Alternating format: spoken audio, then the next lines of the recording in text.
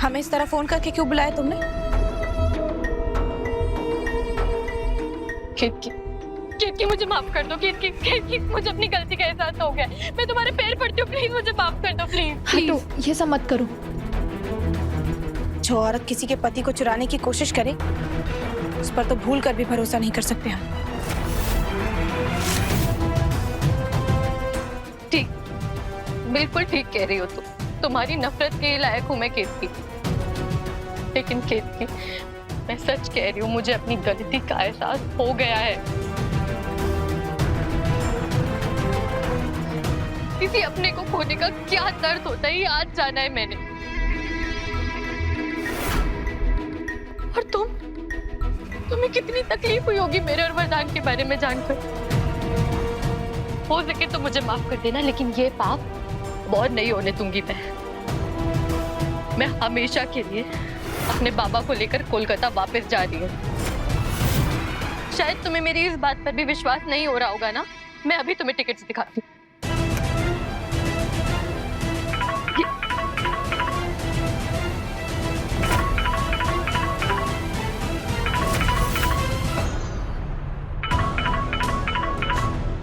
वाह, हमारे पति के फोन अब भी तुम्हारे पास आ रहे हैं। अच्छा प्रायश्चित कर रही हो अपने पापों का। मैं सच बोल रही हूँ या झूठ अभी पता चल जाएगा। कालिंदी, तुम मेरा फोन क्यों नहीं उठा रही हो? क्योंकि मैं अपने फैसले पर अटल हूँ वरदान।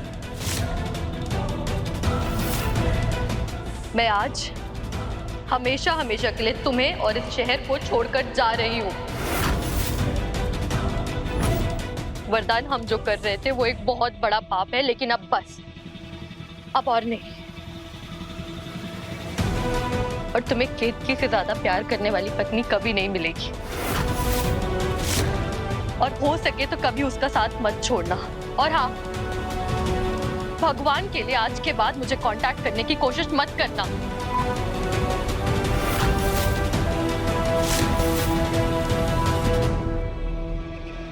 लेकिन हमें समझ नहीं आ रहा है कि एकदम से तुम्हारे बर्ताव में इतना बड़ा बदलाव क्यों?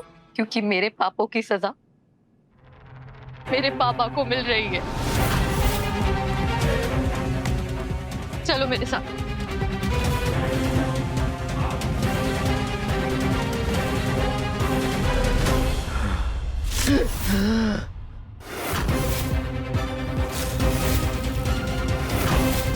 मेरे बाबा की हालत की जिम्मेदार मैं खुद हूं।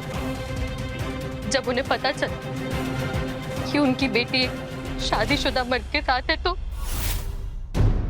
वो ये सदमा नहीं झेल पाए। मेरी फूटी किस्मत कि मेरे पास मेरे बाबा का इलाज कराने के लिए पैसे नहीं है केतकी। लेकिन तुम फिक्र मत करो, मैं वरदान से कोई कांटेक्ट नहीं करूंगी, मैं उससे कोई मदद नहीं लूंगी, कोई मदद नहीं लूंगी। मैं और बाबा कुछ भी मैनेज कर लेंगे। जरूरत पड़ी तो मैं भीख मांग लूंगी, अपनी किडनी बेच दूंगी, कुछ भी कर दूंगी, लेकिन वरदान से मदद नहीं लूंगी। मैं कभी भी तुम्हारे और वरदान के बीच नहीं आऊंगी दोबारा।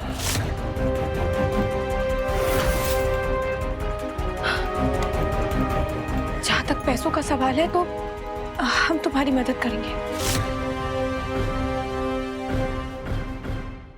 किस मिट्टी की बनी हो तुम केतकी? तुम उस लड़की की मदद करना चाहती हो जिसने तुम्हारा घर उजाड़ने की कोशिश की। जीवन में पिता का क्या महत्व होता है वो अच्छी तरह से पता है हमें, क्योंकि हमारे सर पर पिता का साया नहीं रहा। तुम्हारे पिता का अच्छे से इलाज हो कि हम दिल से चाहते हैं। उनकी सेवा अच्छे से करो तो तुम्हारा प्रायश्चित अपने आप पूरा हो जाएगा। Thank you so much Ketaki, thank you. तुम्हारा ये एहसान मैं कभी नहीं भूल पाऊंगी। जितना जल्दी हो सके मैं तुम्हारे सारे पैसे लौटा दूंगी।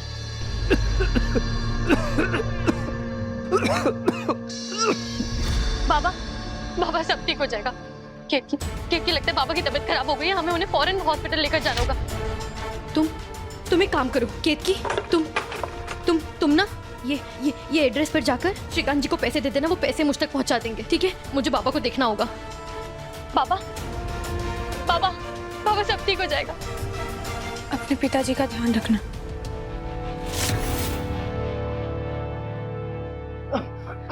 बाबा,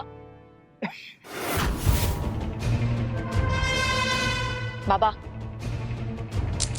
बाबा गई? चलो अरे चलो। बेटा, मुझे एक बात बताओ, मुझे कुछ समझ नहीं आ रहा है, तुम चाहती क्या हो? कुछ भी सोचने की और समझने की कोई जरूरत नहीं है। मैं आपको जितना कह रही हूँ प्लीज कीजिए। उठो, चलो जल्दी करो। बाबा समय नहीं है। चलो चलो।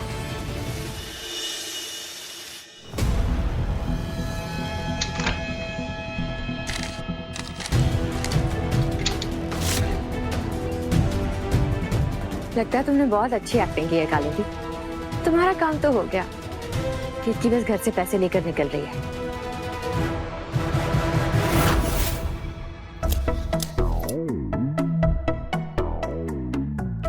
एक बात बताओ दामाद जी, आपने अपने और हमारी पोती के भविष्य के बारे में कुछ सोचा है या नहीं? आप क्यों चिंता करती हैं दादी?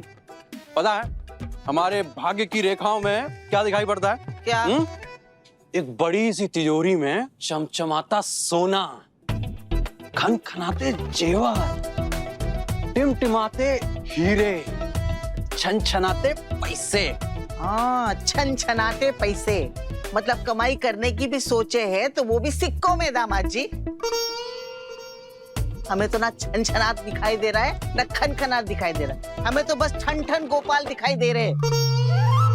वैसे दादी, हम भी आपकी बात से सहमत हैं, लेकिन आज ना हम इनसे कुछ नहीं कहेंगे। बड़ी मेहरबानी आपकी। कुल्फी खाएंगे? तुम्हें हम मना कर सकते हैं क्या?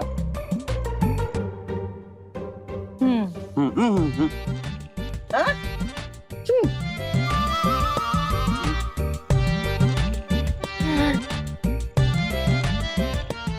क्या बात है सुषमा, आज बड़ी खुश नजर आ रही हो तुम। अब क्या करे दादी, आपकी बहुरिया की कितनी बड़ी बैंड बजने वाली है, ये सोच सोच कर खुशी तो होगी ना। अरे क्या हुआ? अरे दादी, आज मौसम ही कमाल का, क्या बताए। वैसे दादी, हम क्या कहते हैं, आप भी ना थोड़ी सी कुल्फी खा लीजिए। दंगल एक्सप्रेस चैनल को सब्सक्राइब करिए